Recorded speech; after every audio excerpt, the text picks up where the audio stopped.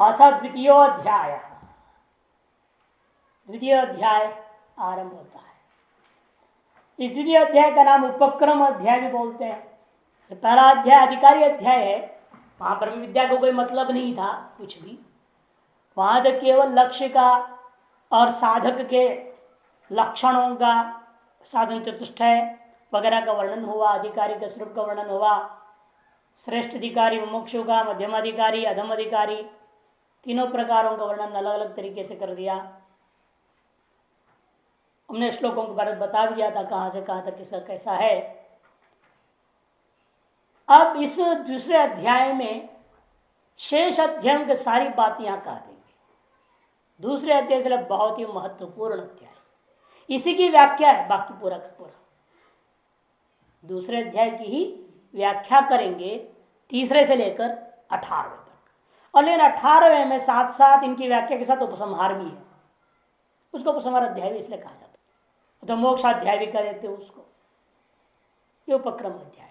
इस द्वितीय अध्याय में इसलिए इसका नाम भी रख दिया सांख्य योगो नाम द्वितीयोध्याय।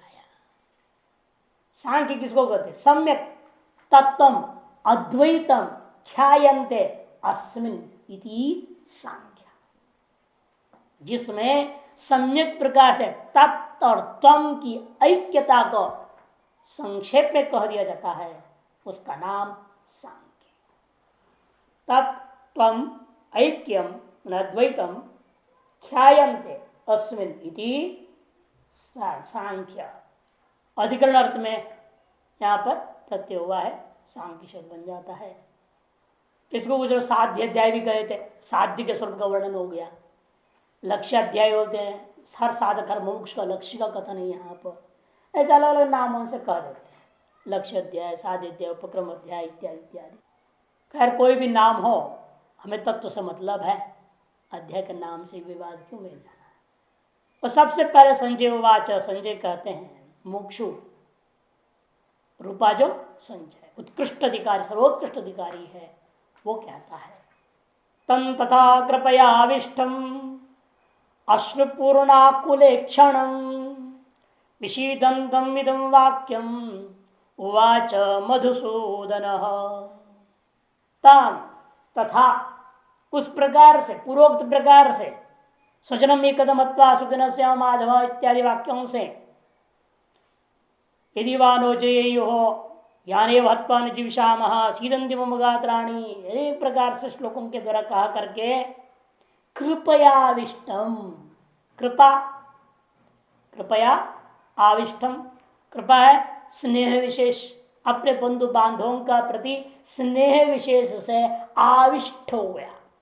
जैसे भूत से आवेश होते हैं ना, भूतावेश, कोई भावावेश, देवताओं की भावावेश हो जाता है ना, हमारे पर देवता आता है बोलते हैं, और कोई एक भूत आवेश रहता है। अब ये जो कृपा से आविष्ट हो गया है, कृपा इस पर आवेश कर गया है, विवेक डूब गया, और कृपा स्नेह विशेष आवेश करके उसके ऊपर, उससे अभिभूत हो गया है। इसलिए अश्रुपूर्णाकुल क्षणम, आंसुओं से भरा हुआ, आंसुओं से भरा हुआ और व्याकुल जो आंखें हैं जिसका, सीधे सीधे अर्थ ले रहा हूं पहले, आंसुओं से भरा हुआ व्याकुल है आंखें जिसका, ऐसा तम अर्जुनम प्रति, और कैसा है वो, विषीदंतम, विषाद करता हुआ, उसके प्रति मधुसूदन इदम वाक्यो वाच, मधुसूदन ने जो है इस वाक्य को कहा। यहां भी देखो इदम वाक्यो वाच, अभी शुरुआत है ना, साधारण बात ही कह रहे हैं, कोई विशेष कुछ नहीं है यहाँ। और अभी शादिमाम तम प्रपन्नम बोला नहीं है, शिष्य नहीं बना हुआ ना, गुरु नहीं है वो, इसलिए तात्विकम वाक्यम नहीं हुआ, अतात्विक न यथा तेषाम किंतु वाक्य मात्र मुझ राजा वचन अब्रवीत पहले गया है, एक बार अर्जुन के लिए भी कहा वाक्यम, और यहां पर संजय कहता है भगवान ने भी वाक्य कहा है।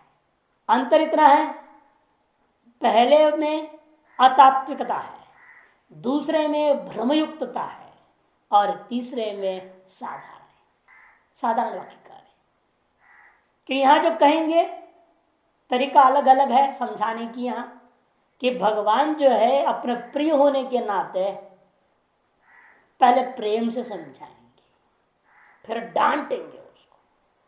यही होता है। घर में भी क्या होता है, कोई बच्चा गड़बड़ कर रहा है तो माँ बाप क्या करते हैं, बड़ा लाडला बेटा, राजा बेटा, ऐसे नहीं करना बेटा, बड़े बेटा बेटा बोलते, प्यार से जो है उसको समझाते। नहीं मानते धर हाथ दिखाएंगे, मारेंगे।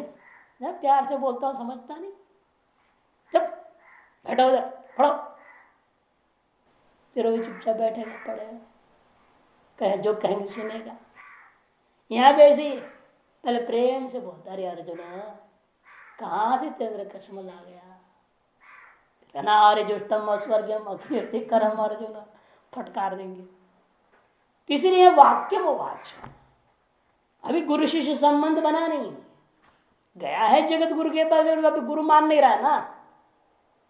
गुरु कहाँ मान रहा है तो भगवान कृष्ण है, जगत गुरु है, सब कुछ है।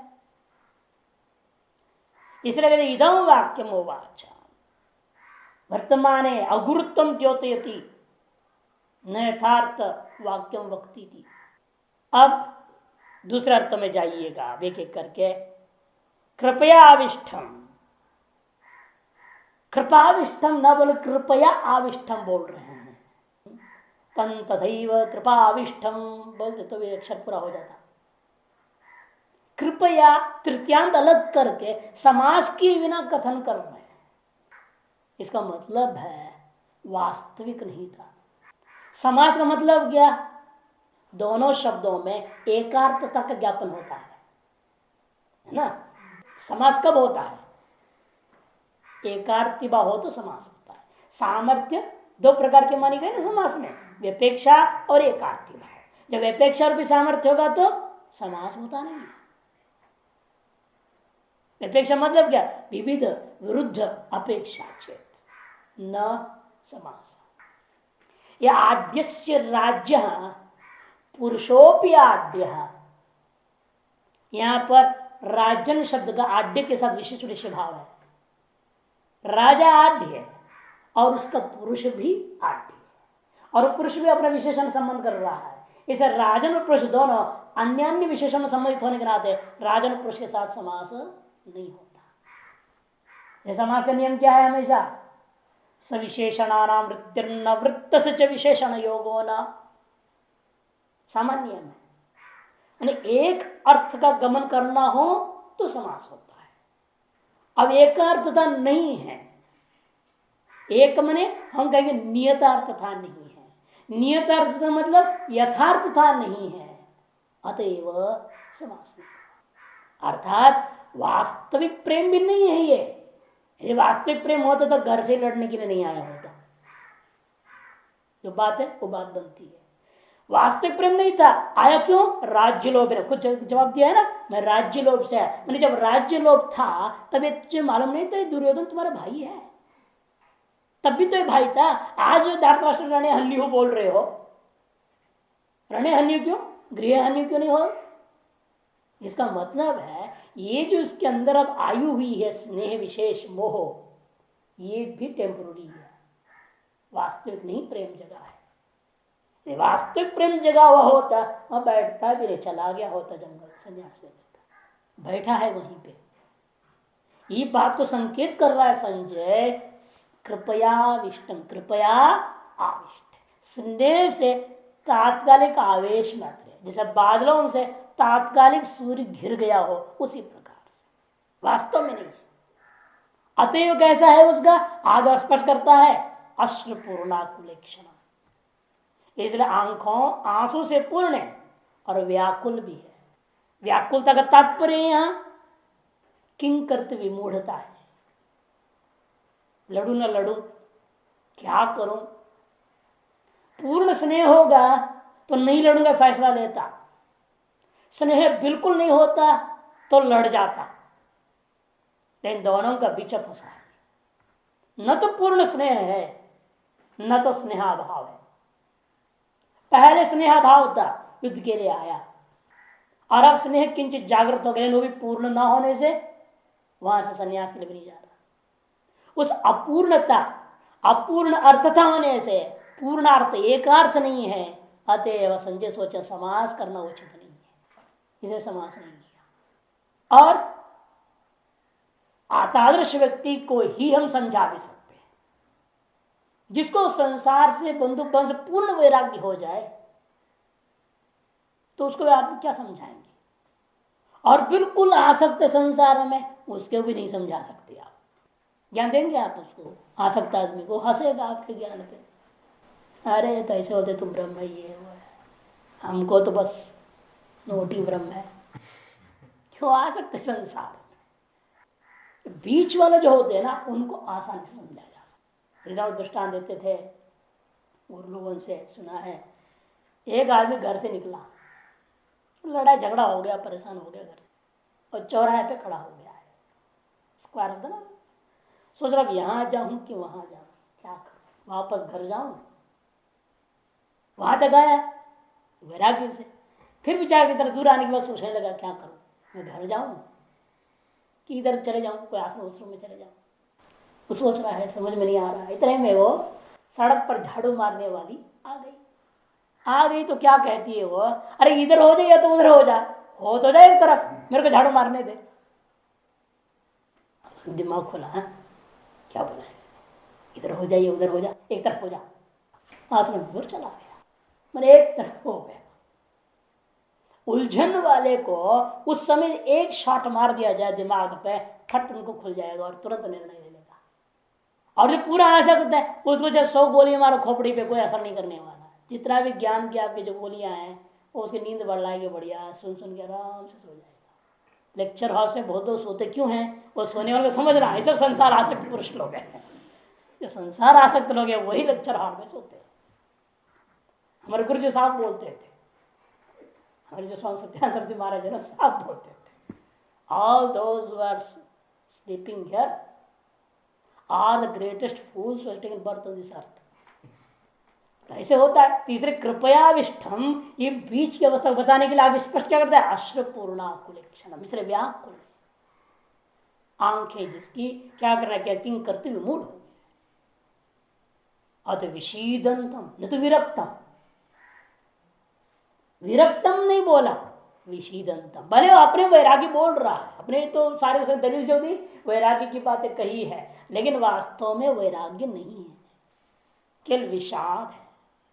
विशीदंतम न तो वास्तविक वैराग विरक्तवंतम इत्यर्थः। वाक्य वाच मधुसूदन हो।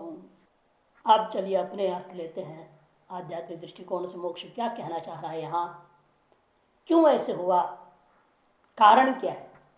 सारे शास्त्र पढ़ने के बाद यह अवस्था, सारे शास्त्र पढ़ा लिखा है और युद्ध भूमि में मुख्य कार्यस्थल में, साधना स्थल में आने के बाद, साधना की परीक्षा की घड़ी है वो एक तरह से, है ना।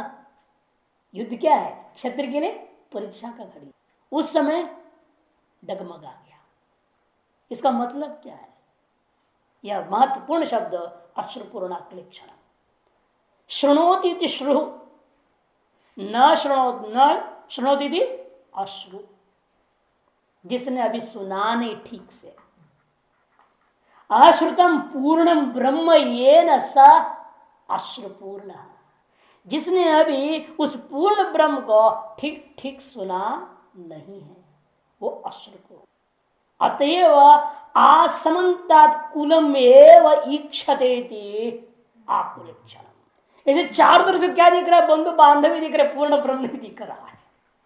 आसमंतात कुलम एव ईक्षतेन स आकुलेक्षण, आश्रपूर्णश्च सौ आकुलेक्षणश्चेति अश्रपूर्ण आकुलेक्षण तम अश्रपूर्ण आकुलेक्षणम, ऐसे समास का। जिसने अभी भले वेदन सुना है लेकिन अभी सम्यक पूर्ण ब्रह्म का श्रवण भी नहीं हुआ है, तभी सब गलत गलत अर्थ लगा रहा है शास्त्रों को। अश्रुतम पूर्णम ब्रह्म येन इति स अश्रुपूर्ण, पहले शृणोति श्रु बना रहे, श्रवणम श्रवणात्मकम कार्यम इत्यर्थः, न श्रवणात्मक कार्यम कृतम इति अश्रु। कस्मिन् विषये, पूर्ण ब्रह्मणि विषये, पूर्णे ब्रह्मणि विषये इति अश्रुपूर्ण। और देखो आकुलम यहां पच्छेद करना, इसलिए आकुलम नहीं, हाँ, अकुलेक्षण माने ब्रह्म ज्ञानी हो गया, नविते कुलो यश अकुल हमने ब्रह्म, जिसका कोई कुल नहीं होता, हमने जन्मादि कारण नहीं है, वो ब्रह्म हो गया कुल। अकुलम ईक्षते सर्वत्र यदि अकुले क्षण हमने ब्रह्म क्षण, हमने ब्रह्म ज्ञानी हो जाएगा वो। इसलिए आकुले क्षण दीर्घ मैंने आंग उपसर्ग है यहां पर, और कुल शब्द के साथ समास है। इसे सामान्य अर्थ में भी आकुल ही लिया जाता है। हाँ? अश्रुभि, अश्रुभि मने आंसुओं से, पूर्णे आकुले ईक्षणे यस्य, ईक्षण जो सामान्य अर्थ में भी आंग उपसर्ग ही है। मैंने आपको जानबूझ के बताया, ऐसे पच्छेद कर गलत न ले ले। अकुलेक्षण कर दे तो ब्रह्मज्ञानी हो जाएगा, सर्वत्र ब्रह्म को देखने वाला। इसलिए ना आकुल ईक्षण, आसमंता कुलमेव ईक्षते पश्यति यह स आकुलेक्षण, तम आकुलेक्षणम ऐसा बन जाए। कुछ तम सदा दुखादिकम में वह लाती थी कुलम, दुख आदि को प्रदान करने वाले का नाम कुल है। ऐसे कुल को ही देख रहा है चारों तरफ, और वाक्य में देखो उसने जिन जिन को देखो सबने दुखी दिया है ना उनको, और दुख देने वालों को वो अपना संबंधी मान के अब स्नेह भाव से देखने लगा है। कृपया विष्टम, दुख देने वालों को, कुल वाले कितने थे वो, दुर्योधन सब अपने कुल वाले हैं, धृतराष्ट्र वगैरह साहब ने जितने भी द्रोण है सब अपने भीष्म वगैरह सारे तो अपने कुल संबंधी रिश्तेदारी बन रही सबके साथ, और वो सब इन किन रिश्ते संबंधित हैं। अब वो लोग जो हमेशा दुख देते रहे हैं उनको ये देख रहा है किस दृष्टि से, कृपा दृष्टि से देख रहा, स्नेह दृष्टि से देख रहा। अतएव विषीदंतम, इसलिए विषाद है।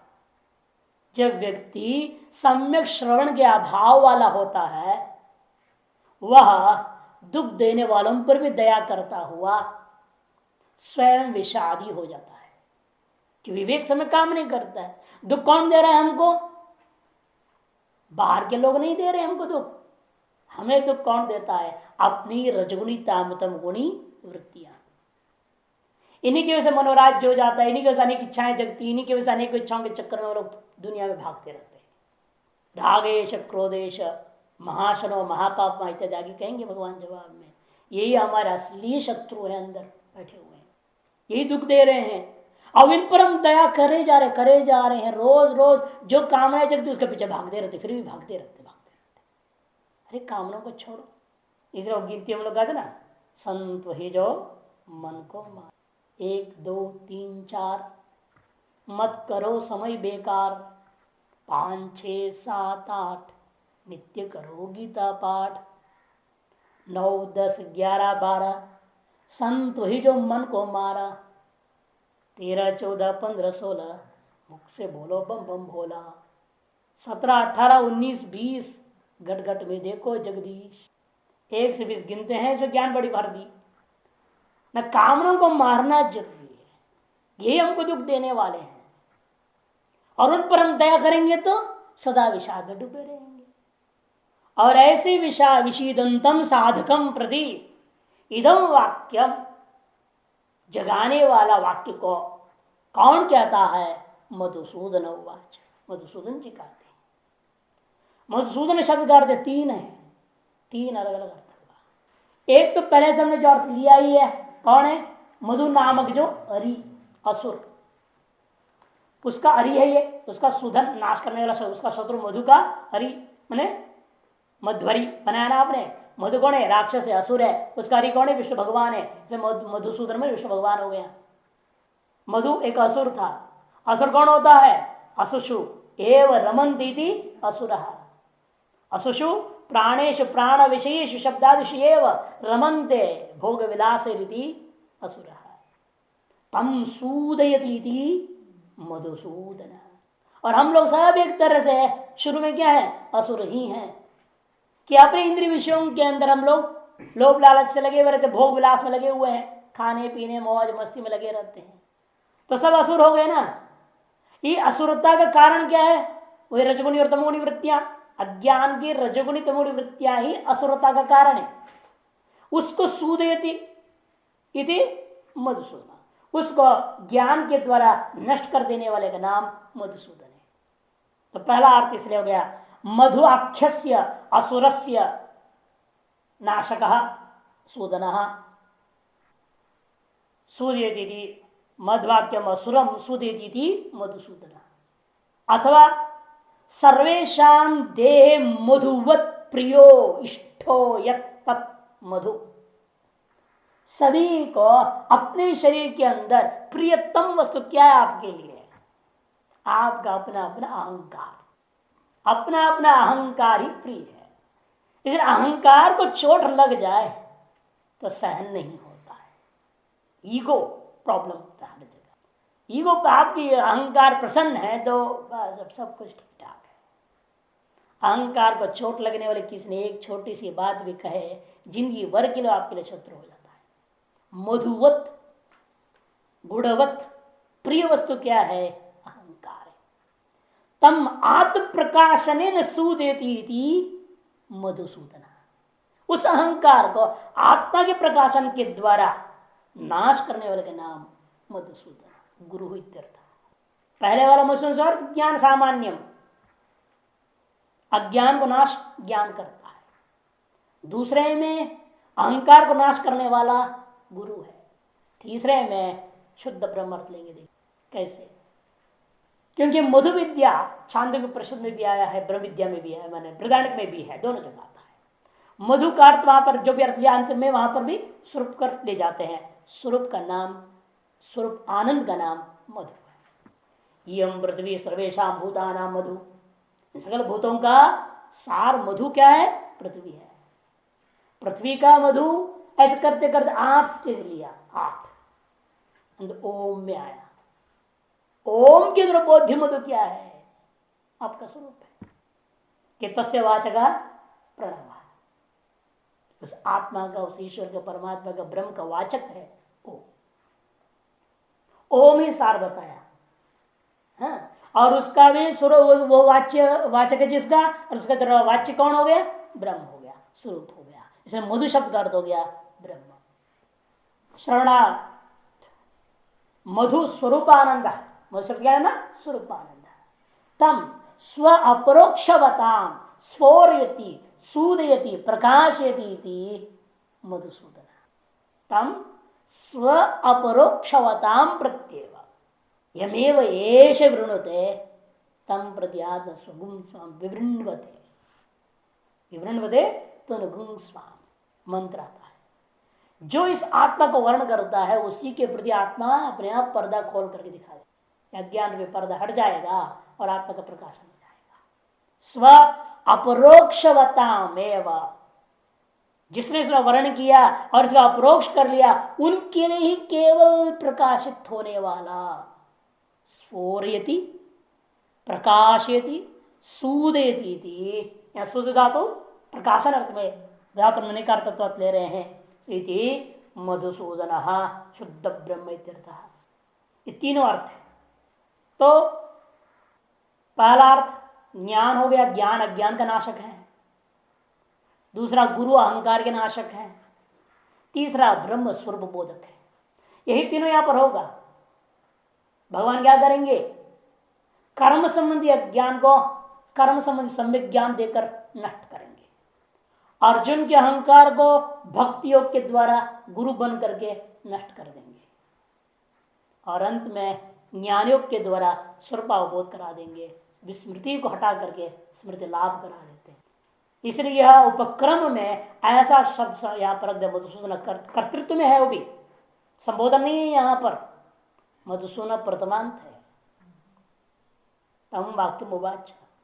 तो एतार्श तीनों के बात को समझाने के लिए जो कर्मनिष्ठा, भक्ति निष्ठा, उपासना निष्ठा और ज्ञान निष्ठा, तीनों के माध्यम से अर्जुन को यहां पर उद्बोधन करना है, जगाना है।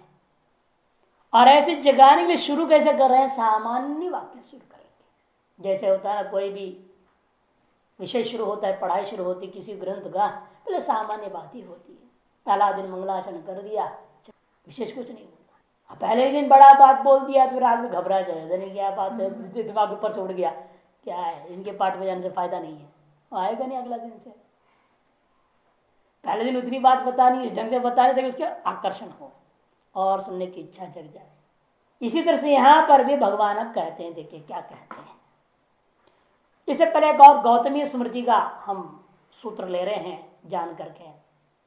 जो अधिकारी अध्याय गया है उसमें पहला अधिकारी का लक्षण होता है दया। लेकिन पात्र पर दया करने का अपात्र पर दया करने विवेक होना जरूरी है। उस विवेक अभाव से कृपया विष्टम हो गया अर्जुन, अपात्रों पर दया कर रहा है। दया सर्वभूतेषु शांतिर अनुसूया अशुचिर अनायासो मांगल्यम अकार्पण्यम स्पृहा चित्तष्टौ आत्मगुणा। एक साधक में होने वाले, अधिकारी में होने वाले, अधिकारी के आत्म में अंतःकरण में होने वाले ये 8 गुण गिना रहे हैं। उसी को मोक्षाधिकारी मानते गौतम ऋषि। सबसे पहला सर्वभूतेषु दया, यही अर्जुन में आया। सकल भूतों में, सकल भूतों में नहीं आया भी, उसको तो सामने वाले भूतों में ही आया है। जैसे मरे हुए भूत तो थे ही, उन पर दया आ गया। दूसरा क्षांति ही, सर्वभूतेषु क्षमा। अनसूया, सर्वभूतेषु गुणेषु दोष आविष्करण असूया, और अनसूया असूया रहित होनी चाहिए। पर गुणों में भी दोष देखना, जलन के स्वभाव में यही होता है। जो दूसरों से जलते हैं ना, वो गुण में भी दोष निकालना शुरू कर देते हैं। वो नहीं होना चाहिए यदि मुमुक्षा है तो। मुमुक्षु के लिए ये नहीं होना। अनसूया और आसमंता, शुचि, शुद्धता और विशेष कर्म आयास रहित, अनायास। कर्म में आसक्त हो जाएंगे, कर्म में प्रवृत्ति है तो फिर वो नहीं हो सकता, मोक्ष नहीं हो सकता है। कर्मासक्ति रहित होना चाहिए। कर्म करने से नहीं, वो रहित नहीं बोल रहा है, कर्मासक्ति रहित। इसलिए ये आश्रित धातु को प्रयोग कर रहे जान करके। मांगल्यम, सदा शुभ कर्म करने वाला। अकार्पण्यम, कृपणता से रहित, परिग्रह बुद्धि से रक्षा करने वाला नहीं वस्तुओं की, अपरिग्रह बुद्धि से उपयोग करने वाला होता हुआ तेन त्यक्तेन पुंजिता के सिद्धांत पर जीने वाले, उनको कहते हैं अकार्पण्यम। अस्पृहा, और किसी भी वस्तु विशेष, व्यक्ति विशेष के प्रति स्पृहा का अभाव, यह गुण है। और अर्जुन में लगभग ये सारे चीजें हैं। इस समय उसने क्या कर रखा है, सानिध्य सकल भूतों में दया कर रहा है, उनके अंदर आततायिता को क्षमा कर दे रहा है, और उनमें रहने गुणों को देख रहा है भी। उनके अंदर गुणों में दोष नहीं देख रहा, अनुसूया भाव है, बल्कि उनके दोषों में भी गुण देख रहे, ये महानता है। उनके दोषों में भी गुण देख रहा है, ये विशेषता हुई ना। शुद्ध तो ही, उसका नाम ही अर्जुन कहेंगे आगे, अभी अगला श्लोक में भी अर्जुन संबोधन देंगे भगवान। और कर्म में आसक्ति नहीं है, इसे कर्म त्याग कर दिया। जो कर्म करने आया था, ये कर्मासक्त होता तो लगा रहा था उसे में, नहीं विसृज्य सुशरम चापम, बैठ गया है, साफ दिख रहा है, कर्मासक्ति भी नहीं है। और संन्यास रूपी शुभ कर्म की ओर उद्युत हो गया है, शुभ कर्म की ओर उद्युत हो रखा है, और सर्वस्व त्याग करता हुआ कार्पण्यता का भाव दिखा दिया। तीनों लोगों का फल मुझे नहीं चाहिए बोल दिया, अपि त्रैलोक्य राज्य से था ना, तो वो भी नहीं चाहिए। का कृपणता रह गई, कृपणता नाम की चीज भी नहीं है। अतएव किसी भी वस्तु में उसको स्पृहा नहीं, सारे गुण उसमें देख रहा है, लेकिन शुरू के 2-3 गुण जो गड़बड़ कर दिया, अपात्रों में कर दिया, ये कर दिया। अब उसको भगवान कैसे याद दिलाएंगे, जगाएंगे, देखिए। श्री भगवान वाच कुतस्त्वा कश्मलमिदं विषमे समुपस्थितम् अनार्यजुष्टम अस्वर्ग्यम अकीर्ति करम अर्जुन। कुतः त्वा, कुछ ऐसे पाठ लेंगे, मुख्य रेंज से सब लोग ऐसे ही लेते हैं, त्वा कर, त्वा माने त्वा, या तो कुतस्तु आकश्मलम इदम, तू, सारे उसके तर्क को काट दिया भगवान ने, एक शब्द बोल दिया, किंतु तुमने जितने युक्तियां दी है, शास्त्र दिया, श्रुति स्मृति युक्ति लौकिक न्याय, वे सारे के सारे गलत है। इस बात को किंतु तू उसे काट दिया। फिर क्या कहता है, आसमंता कश्मलम, चारों तरफ से तेरे अंतःकरण, शुद्ध अंतःकरण के ऊपर चारों तरफ से बादल घेर लिया, अरे सूर्य के सामने से बादल घिरता है, चार तरफ से बादल घिरता नहीं, तेरे तो कैसे कैसे हो गया? हे अर्जुन, हे अर्जुन संबोधन है, शुद्ध अंतःकरण वाले तेरे को चारों तरफ से इदम कश्मलम आकश्मलम, अभी कथा विषय में युद्ध काले कुतः कहां से आ गया? और दूसरा श्लोक भाग तो है ही है, फटकार है। पहले प्रेम से बोल रहे कहां से आ गया, क्यों ऐसे गलत गलत सोच रहा है, ऐसे सोच त्याग दे। तो उसके सर कोई प्रक्रिया नहीं, चुपचाप बैठा था। तवनार्य जुष्टम अस्वर्ग्यम अकीर्तिकरम अर्जुन, हे अर्जुन तुम क्या कर रहा है? फटकार है अभी। अनार्य जुष्ट, आर्यर जुष्टम सेवितमिति आर्य जुष्टम, न आर्य जुष्टमिति अनार्य जुष्टम। आर्यों से जो सेवित थे, जुष्ट मैंने सेवित थे, उस मार्ग को छोड़ के चल रहे हो। अस्वर्ग्यम, और स्वर्ग को भी नहीं देने वाला ऐसा कर्म की ओर तुम जा रहे हो। यदि कहोगे मैं स्वर्ग चाहता हूं इसलिए मैं करना ही रहा, ऐसी बात नहीं है। और यह लोक में भी तुमको फल नहीं मिला, कीर्ति कर्म अर्जुन, कीर्ति भी नहीं मिली। हे अर्जुन संबोधन, आर्य शब्द कुंता कैसे रिगतो, रिगतो धातु से आर्य बना। गति का क्या होता है? तीन। गति जप्ति प्राप्त गत्यर्था धातु सामान्य, सामान्य रूपेण गति अर्थ वाले धातुओं को क्या बोला भाष्यकार ने? गति जप्ति प्राप्ति, तीन अर्थ। और ये भी गति है, यहां भी इसलिए गति अर्थ से क्या होना? तीन अर्थ लेनी पड़ेगी, गति ज्ञान और प्राप्ति। अर्थात गति क्या होगी? आर्य उसको कहते हैं जिसे धर्म में ही गति है, मैंने प्रवृत्ति है। धर्म एवं प्रवर्तितुम योग्य इति आर्य। रि गतो धातु से रि हलो न्यत, न्यत प्रत्यय हुआ, आर्य शब्द बना। योग्य अर्थ में होता है, अर्ह अर्थ में होता है। धर्म एवं प्रवर्तितुम अर्ह इति आर्य। धर्म प्रवृत्ति चेत, धर्मे प्रवृत्ति चेत अंतगण शुद्धिया परोक्ष ब्रह्म ज्ञान प्राप्नोति। परोक्ष ज्ञान, ज्ञान अर्थ होगा ना ज्ञप्ति, तब क्या होगा? परोक्ष ज्ञान होगा। परोक्ष ज्ञान होने का फल क्या निकलेगा? अपरोक्ष ज्ञान की प्राप्ति होगी। तो गति ज्ञान प्राप्ति, ऐसे लक्ष्य से प्रवृत्त होने वाले का नाम आर्य होता है। धर्म में प्रवृत्ति तथा अंतरण शुद्धिया परोक्ष ज्ञान प्राप्ति, तदनंतरम लक्ष्य प्राप्ति, अपरोक्षानुभूति, गति ज्ञान प्राप्ति।